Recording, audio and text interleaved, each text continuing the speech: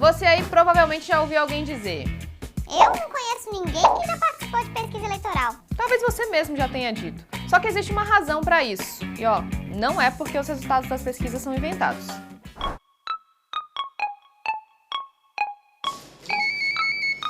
Oiê, eu sou Carol Prado, jornalista do G1. E olha, hoje eu tô aqui para te explicar de uma vez por todas como são feitas as pesquisas eleitorais. Aquelas que saem antes de todas as eleições. É por isso que eu trabalho aqui, né, amigo? Para te deixar mais inteligente, te ajudar a fazer bonito aí em qualquer discussão. Então já segue a gente aqui no canal do G1 e se gostar desse vídeo, não esquece de compartilhar com um amigo. Esse assunto é importante e o G1 explica.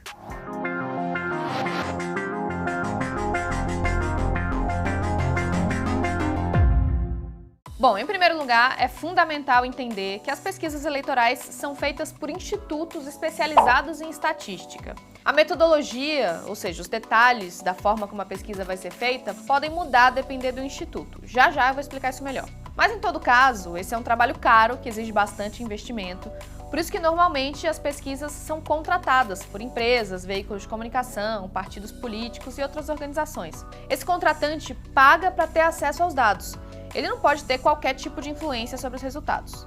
Toda pesquisa eleitoral precisa ser registrada no Tribunal Superior Eleitoral, o TSE, pelo menos 5 dias antes de ser divulgada. Ah, então o TSE pode ver antes e alterar os resultados? Não, o TSE também não tem qualquer controle prévio sobre os resultados. O que ele quer saber, principalmente, é quem contratou a pesquisa, qual o valor que foi pago, qual a origem desses recursos e qual foi a metodologia usada. Tudo isso para evitar fraudes. Mas vamos lá para os procedimentos? Bom, o primeiro passo para se fazer uma pesquisa de intenção de voto é a definição do questionário. São as perguntas que vão ajudar o Instituto a entender qual vai ser o voto do entrevistado. Geralmente, o questionário também tem perguntas sobre idade, gênero, renda, religião e outras questões que vão ajudar aí a definir o perfil de quem está respondendo, além, é claro, das perguntas sobre o voto em si. O questionário é uma das coisas que podem mudar a depender de qual instituto está fazendo a pesquisa, por isso que eu vou mostrar um exemplo aqui para vocês. Esse que está aparecendo aí é o questionário da pesquisa Datafolha para presidente, que foi divulgada em 1º de outubro, um dia antes da eleição em primeiro turno.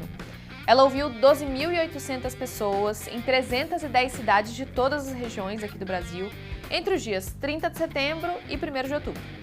Como eu já expliquei, o questionário começa com perguntas sobre o perfil do entrevistado e depois parte para as questões sobre o voto. Uma das perguntas é: se a eleição para presidente fosse hoje, em qual desses candidatos você votaria?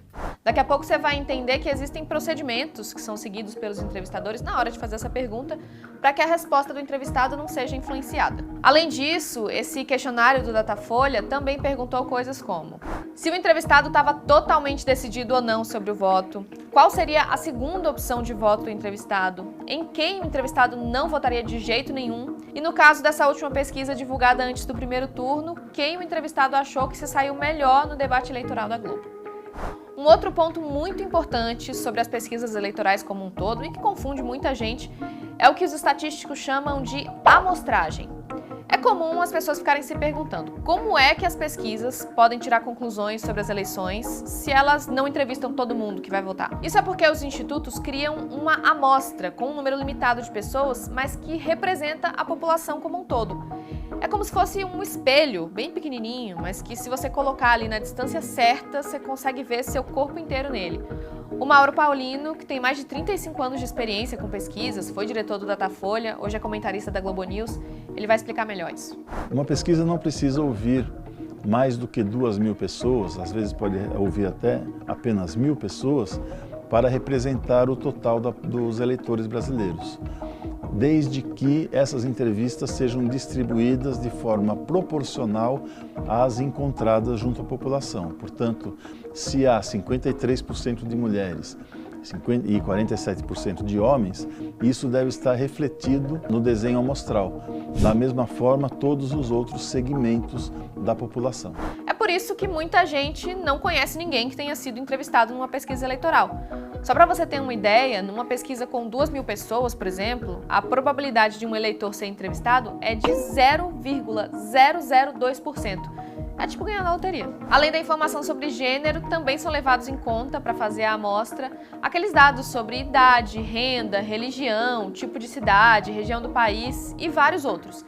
sempre seguindo essa mesma lógica de ter na amostra a mesma proporção de pessoas com uma determinada característica que tem na população brasileira. O método para chegar nessas proporções pode variar a depender do instituto, mas normalmente são usados dados oficiais divulgados pelo próprio TSE e também pelo IBGE. Esse é um dos motivos pelos quais é tão importante ter um censo atualizado.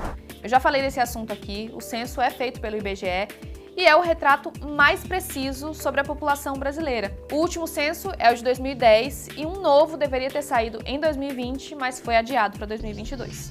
Dentro da amostra, geralmente os entrevistados de uma pesquisa eleitoral são escolhidos por sorteio. O Instituto não pode escolher quem vai ser entrevistado e ninguém pode se oferecer para dar entrevista. Essa escolha tem que ser totalmente aleatória. É muito importante que todos os eleitores tenham a mesma chance de serem entrevistados. As pesquisas eleitorais podem ser feitas por telefone, mas os principais institutos preferem o método presencial mesmo. Daí lembra que eu falei que os entrevistadores seguem protocolos para não influenciar os entrevistados? Pois é, quando é feita uma pergunta sobre intenção de voto, o entrevistador mostra um cartão circular, como esse que está aparecendo aí.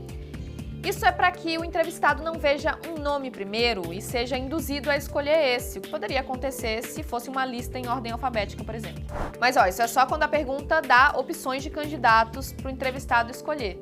Também existe a chamada pesquisa espontânea, em que o entrevistador pergunta em quem a pessoa vai votar e aí ela responde sem olhar opções. Mas e a famosa margem de erro, hein? Bom, ela existe justamente porque as pesquisas não são feitas com toda a população, e sim com aquela amostra que representa o total dos eleitores. A margem de erro é o número que indica a possibilidade dessa amostra não representar totalmente a população, o que pode gerar ali pequenas variações nos resultados. Geralmente, as principais pesquisas usam aquela margem de erro de 2% para mais ou para menos.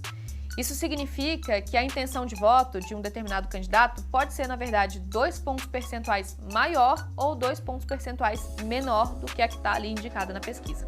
Mas por que, então, alguns dos resultados do primeiro turno de 2022 foram diferentes do que as pesquisas estavam apontando, mesmo se a gente considerar a margem de erro? Olha, os diretores dos principais institutos dizem que as pesquisas retratam o comportamento dos eleitores na data em que são feitas as entrevistas, mas que podem acontecer mudanças de última hora. Por isso que eu considero que as pesquisas são muito importantes e deve ser avaliado, né, com cuidado quando falam a pesquisa acertou, a pesquisa errou.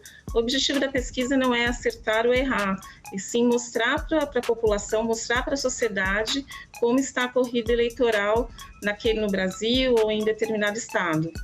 A pesquisa é importante no processo eleitoral porque ela traz informação para o eleitor pode votar bem informado com relação à situação e tomar uma decisão em cima dessa informação que ele tem, né? Seja com voto estratégico ou não, que a gente sempre diz, a pesquisa é um diagnóstico daquele momento, a gente está medindo uma intenção de voto, a gente não está medindo o comportamento eleitoral e o eleitor pode ali, na sua decisão de voto final, tomar uma decisão mais assertiva, o final ali com base nas suas informações.